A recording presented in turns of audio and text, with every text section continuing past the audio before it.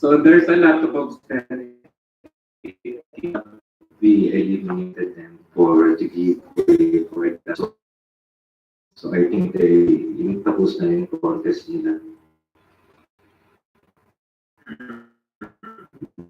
So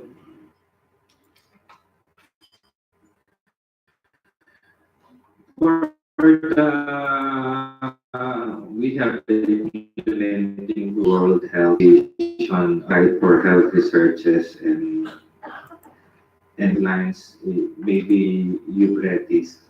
The care guidelines is only a summary of the World Health, a practical guide for health researchers from the World Health Organization. So to start with the mechanics for oral presentation, the time allocation, the participant will be given 8 minutes to present his or her case report. The presentation starts when the green light is on and the yellow light will signal when only 1 minute left. On the 8 minutes, the red light will be turned on. The presenter can continue his or her presentation, but he or she will incur a penalty.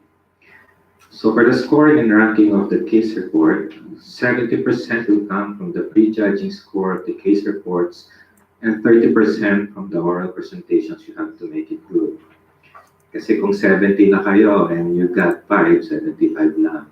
So you have to make good with your oral presentation.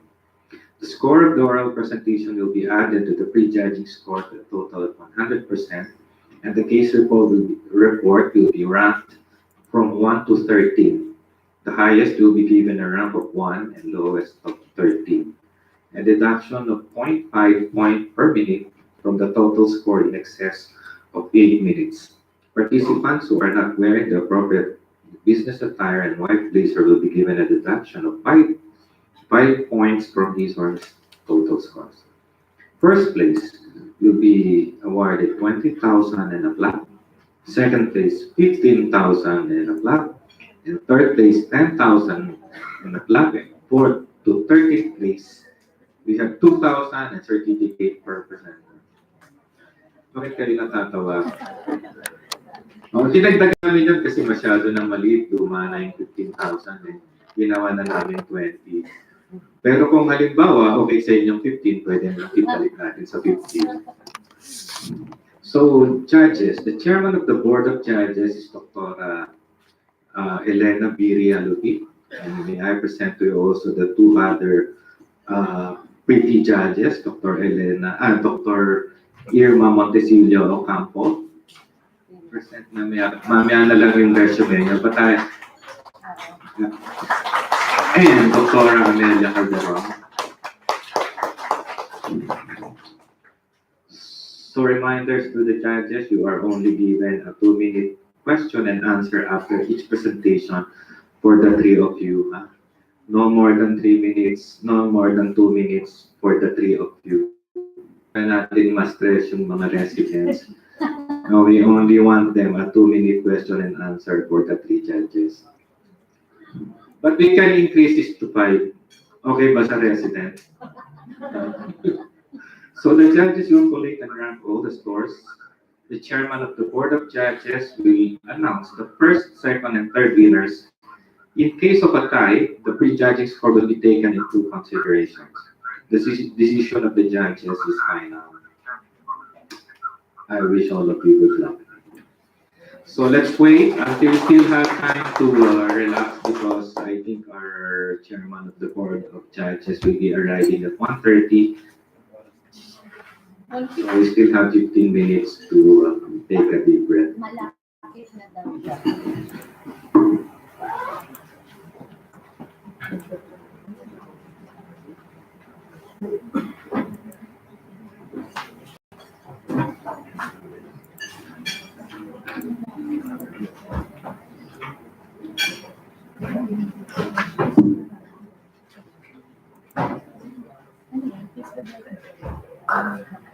Ma'am, sa'yo po muna. Intermission. Wala pa. Dito sa kabila. Sa ba yan?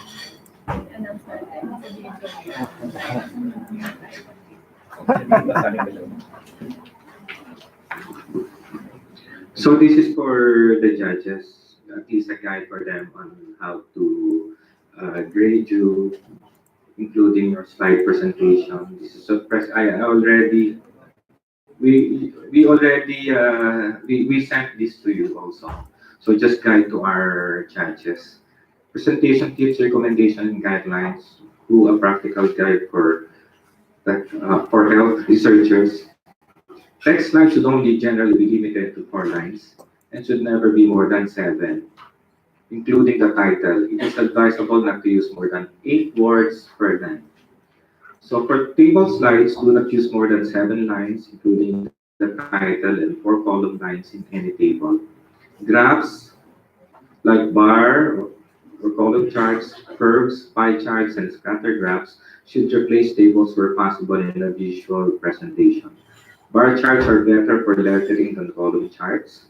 The number of bars should be limited to 5 to 7. No more than 2, 3 curves can be shown on a slide. The slices on a pie chart must not be too numerous or too small. 3 to 5 divisions are ideal. Scatter graphs are good for slide presentation. They give a clear and simple overview of the scatter of the data to show relationship. Flowcharts can be complicated. A complicated flowchart can be built up in a number of successive slides. As a general rule, all slides should be clearly read by the audience at the back row. So dapat medyo maliwanag yung slides nyo. Use lowercase letters, which are more legible than uppercase letters. So lowercase letters are small letters. Select slides color that project well. Popular combinations are blue and white, and green and yellow. Red text may be more difficult to read. During presentation, it's advisable not to read the slides. You may use 2 projectors in parallel when you want to compare 2 slides side by side. Keeping up with the time limit is mandatory for all presenters. Answer politely. Do not answer questions or confrontational manner. Answer allegedly. Remember that I do not know is a good answer also. To change a written scientific paper into an oral, the presenter must follow 3 S words: select, synthesize, and simplify. Select from the written article to the points to present. Synthesize the information in the article to package it in the limited time available. Simplify the presentation of data so that it can easily be followed and understood by the audience. Again, I wish everyone good luck with your presentation. Thank you, Dr. Asinio. Now, clarify na tayo sa mechanics ng context, and we're also allowed to answer I know. Apparently, it's also a correct answer. Okay, so while waiting, let's entertain. YouTube. We are live on YouTube, so if you want to subscribe, please. Viewers with 0 viewers. Here, please follow and subscribe. Click the like button.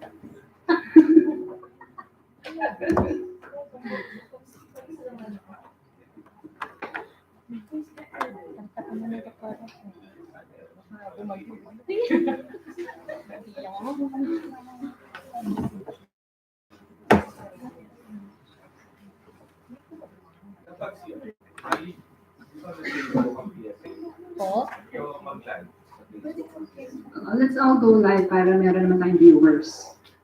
Nila-live mo, di ba? Ito naka-live.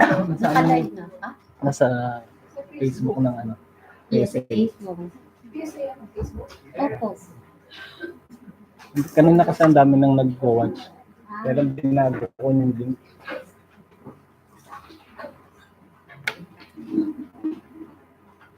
We still have food. You're still hungry? Wala lang kasi ng internet. Want to take your bathroom break? Go ahead.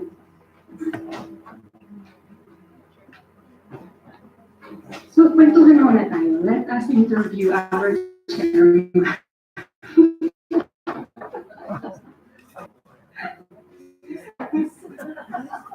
Sir, initial number. So maybe we can ask some of the yung so maybe we can ask the chairman of the fellowship for the PSA convention to announce the PSA Got Talent competition.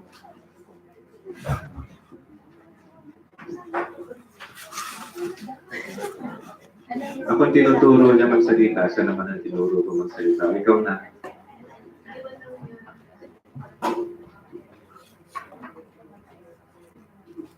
I don't think this is the right place for them for me to invite them. Because, yes, they're nervous. Sige, para ma-relax. I'm inviting all of you to submit your entries for the PSA Got Talent 2. I know na hindi lang naman kayo magaling sa OR, magaling pa kayo sa iba. Like dancing, singing, stand-up comedy, band. The first prize, Dr. Asinio, will be 50,000. First prize natin sa... First prize is 50,000. No, 25,000. 25 lang. Hindi na pa nag-increase. So, Sa Got Talent, 25. you should wear, or you should, yeah, the attire should be glitters and gold. So, kailangan pumunta kayo doon yung mga glitters, yung mga gold, and then we will also be giving prize for the best dress, best in attire for the glitters and gold. Remember, this is the 50th